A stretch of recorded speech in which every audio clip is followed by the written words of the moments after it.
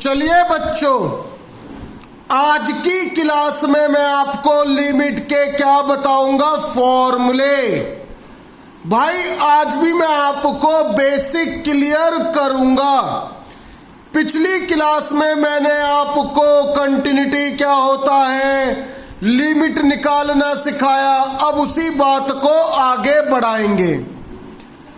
भाई सबसे पहला फॉर्मूला, ये सारे फॉर्मूले आपने 11th क्लास में भी पढ़े हैं, तो भाई इनको अच्छी तरह से याद कर लेना।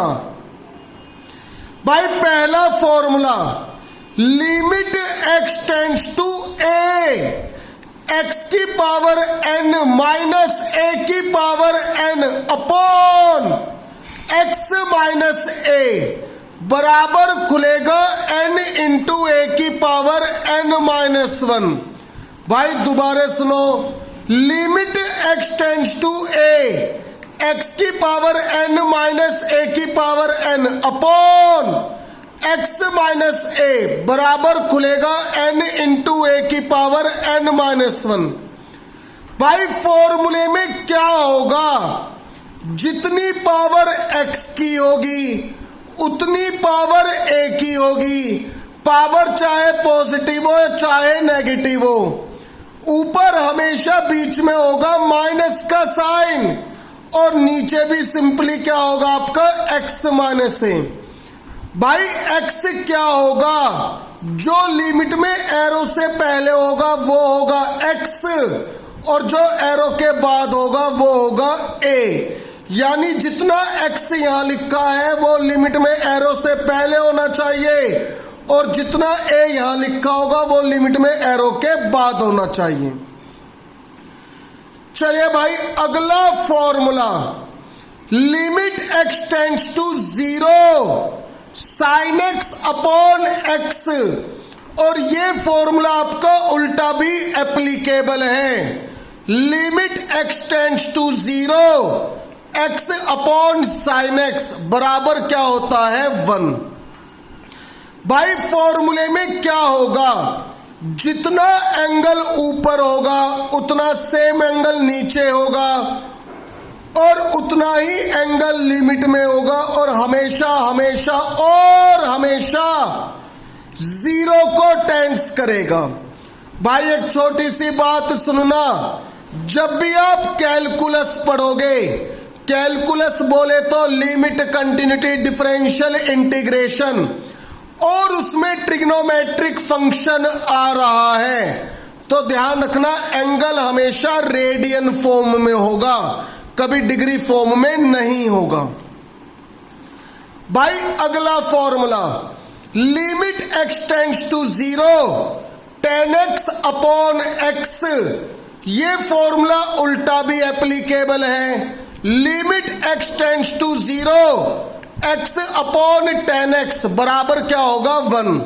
भाई सेम बात, जितना एंगल ऊपर होगा उतना एंगल नीचे होगा, और सेम एंगल होगा लिमिट में, और हमेशा किसको टेंड्स करेगा, 0 को। चलिए भाई अगला formula, limit x tends to 0 e की power x minus 1 upon x। भाई ये फॉर्मूला उल्टा भी एप्लीकेबल है। Limit x tends to 0 x upon e की पावर x माइनस 1 बराबर क्या होता है 1। भाई फॉर्मूले में क्या होगा, जितना e की पावर में x आ रहा होगा सेम x आएगा लिमिट नीचे, और सेम x आएगा लिमिट में, और हमेशा किसको टेंड्स करेगा 0 को। यदि पावर में 2x होगा तो नीचे भी होगा 2x, और लिमिट में भी क्या होना चाहिए 2x, और जो टेंड्स करेगा 0 को, और हमेशा फॉर्मूले में यहां पे -1 होगा। भाई जरा सुन लीजिए, e की पावर x को बोलते हैं एक्सपोनेंशियल फंक्शन, e की पावर x को बोलते हैं एक्सपोनेंशियल फंक्शन, और e की वैल्यू लगभग होती है 2.66 के करीब। चलो भाई अगला formula, limit x tends to 0 a a की power x minus 1 upon x, a की power x minus 1 upon x। भाई इसका फॉर्मूला होता है log a on the base of e। कैसे बोलना है? log a on the base of e, और जहां a हमेशा किससे बड़ा होगा? 0 से। भाई जब भी आप कैलकुलस पढ़ोगे और उसमें लॉगरिथम पढ़ रहे हो तो वो हमेशा ई बेस पे आएगा, और ई बेस को बोलते हैं नेचुरल बेस। कौन सा बेस बोलते हैं? नेचुरल। भाई फॉर्मूले में क्या होगा? जितनी पावर ए की होगी ऊपर उतनी आएगी नीचे, और उतना ही वेरिएबल आएगा लिमिट में, और हमेशा किसको टाइम्स करेगा? 0 को। भाई ए का मतलब कुछ भी हो सकता है, 0 से बड़ा कुछ भी नंबर। 2 की power x minus 1 upon x, 3 की power x minus 1 upon x, तब आंसर आ जाएगा log 3 on the base of e। भाई अगला formula, limit x tends to 0 log 1 plus x upon x। ये फॉर्मूला उल्टा भी एप्लीकेबल है। Limit x tends to 0 x upon log 1 plus x on the base of e, और भाई क्या answer आएगा इसका? 1। ध्यान रखना फॉर्मूले में log 1 प्लस जितना x यहां पे होगा सेम x होगा नीचे, सेम x होगा लिमिट में, और हमेशा किसको टाइम्स करेगा? 0 को। और मैंने आपको क्या बताया अभी कि कैलकुलस में जब भी लॉगरिथम पढ़ोगे तो हमेशा ई बेस पर, और ई बेस को कौन सा बेस बोलते हैं? Natural base. भाई मैंने यहां पे ई बेस लिखकर दिखाया और यहां पर लिखकर नहीं दिखाया। यदि आप नहीं भी लिखकर दिखा रहे तो ये बात अंडरस्टूड होती है कि बच्चे ने बेस नहीं लिखा तो वो नेचुरल बेस पे होगा।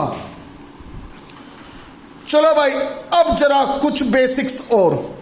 पहला, if f1 and f2 are two continuous function. भाई यदि f1 और f2 दो अलग अलग कंटिन्यूअस फंक्शन हैं तो then f1 plus minus f2 comma f1 into f2 and f1 upon f2। लेकिन डिवाइड वाले केस में डिनोमिनेटर क्या नहीं होना चाहिए? 0।